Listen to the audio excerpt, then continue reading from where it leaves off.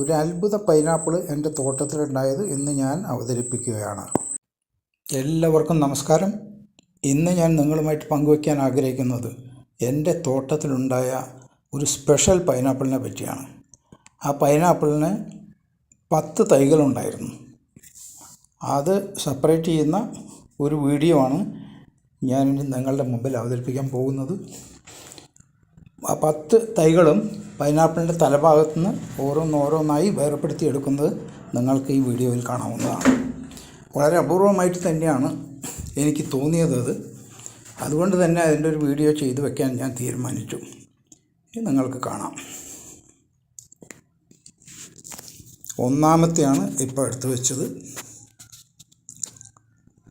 രണ്ടാമത്തെ എടുത്തുകൊണ്ടിരിക്കുന്നു.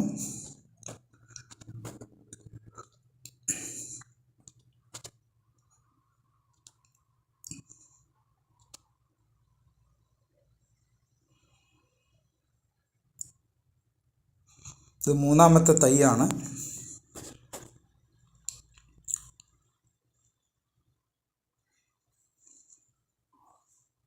ഇത് നാലാമത്തെയാണ്.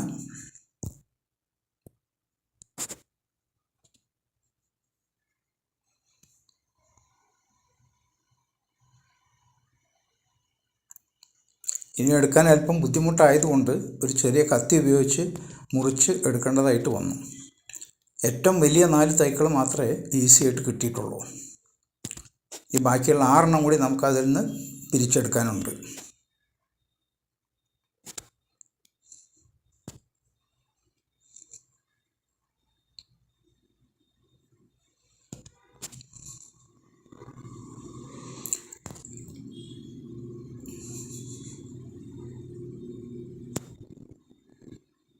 അഞ്ചാമത്തെ തൈ കിട്ടി.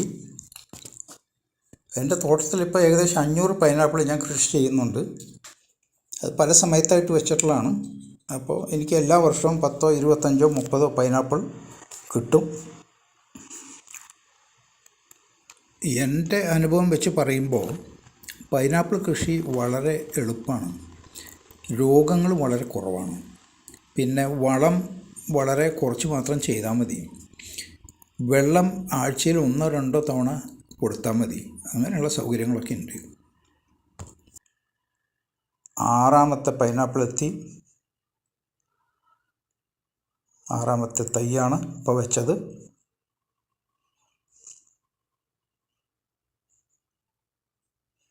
ഇത് 7ാമത്തെയാണ്.